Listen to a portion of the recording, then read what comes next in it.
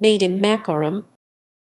Nadiem Anwar Makarim, born 4 July 1984, is the current Minister of Education, Culture, Research and Technology of the Republic of Indonesia. In 2010, he founded Gojek, Indonesia's first startup valued over $10 billion. In October 2019, he was appointed as Minister of Education and Culture by President Joko Widodo on his second-term's cabinet and subsequently resigned from his post at Gojek. Personal life. Nadiem was born in Singapore on 4 July 1984 to Nadiem Anwar Makarim and Atika Al-Gadri. His father is an activist, lawyer, and is of Minangkabau-Arabian descent. His maternal grandfather is Hamid Al-Gadri. He has two sisters, Hana Makarim and Raya Makarim, known as a filmmaker. He married Franca Franklin, and they have two daughters. Education. Nadiem attended high school in Jakarta and United World College of Southeast Asia UWC-ICA, Singapore, and then went to Brown University for a BA in International Relations. He did his MBA at Harvard Business School. Career and business. Makarim started his career at McKinsey & Company as management consultant in Jakarta.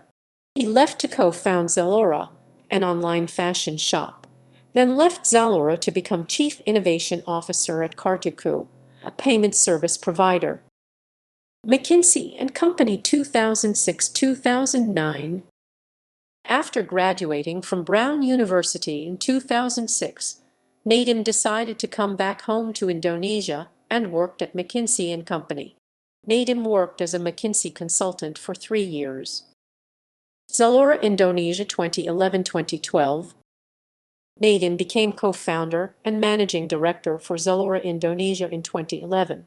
In 2012, Nadiem made the decision to leave Zalora to focus on building his own startup, including Gojek, which at that time had 15 employees and 450 drivers. He claims to have learned enough from Zalora, which was his main goal in accepting the position in the first place. In Zalora, Nadiem had the chance to build a mega startup and work with some of the best talents across the region. Kartuku 2013-2014. After leaving Zalora and while developing Gojek, Nadiem also worked as a Chief Innovation Officer of Kartuku. In the early days, Kartuku didn't have any competition in cashless payment solutions in Indonesia. Kartuku was then acquired by Gojek to strengthen GoPay. Gojek 2010-2019. In 2010, Nadiem created Gojek, which is today a decacorn company with a valuation of over $10 billion. Gojek was first established as a call center, offering only courier delivery and two-wheeled ride-hailing services. Today, Gojek has transformed into a super app, providing more than 20 services, ranging from transportation, food delivery, groceries, massage house cleaning, logistics to a cashless digital payment platform called GoPay. Makarim often uses a motorcycle taxi, known in Indonesia as an ojek. He saw this as a business opportunity and developed it into Gojek, which is founded in 2010. Gojek was well received and eventually received $13 billion funding from investors in a 2018 round led by Alphabet Inc.'s Google, JD.com Inc., and Tencent Holdings. It thereby became the first Indonesian unicorn. By 2019, the firm was worth up to $10 billion. On 21 October 2019, Gojek announced that Nadiem would leave the company to join President-elect Jokowi's Onward Indonesia cabinet. His position as CEO was replaced by Gojek Group President Andres Solistio and Gojek co-founder Kevin Alui as co-CEO. On the second reshuffle of the cabinet, announced at 28 April 2021, he was appointed as the first holder of Minister of Education, Culture, Research and Technology. Ministerial career 2019-present.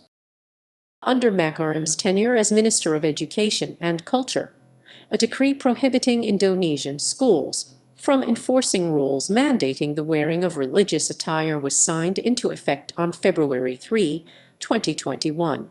Schools were given 30 days to to repeal any rules making the wearing of religious attire compulsory before they would face sanctions.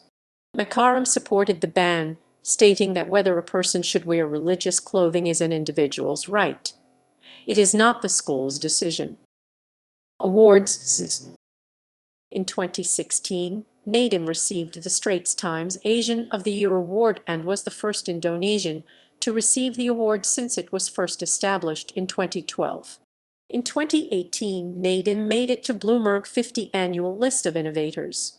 Bloomberg wrote that there was no other technology platform app that changed the lives of Indonesians as fast and as integrated as Gojek. In May 2019, Nadiem was the youngest figure from Asia to receive the 24th Nikkei Asia Prize for Economic and Business Innovation.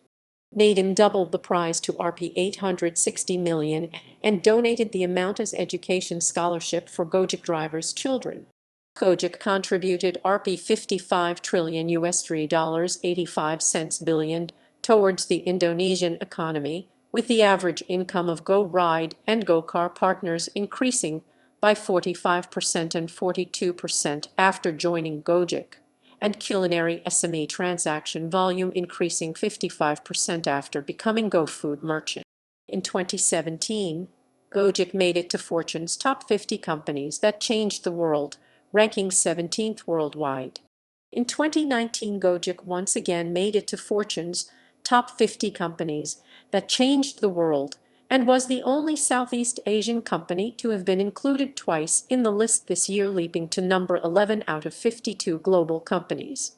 In November 2019, Nadiem was the only Indonesian to be included on 100 Next list for leaders category by the Time magazine.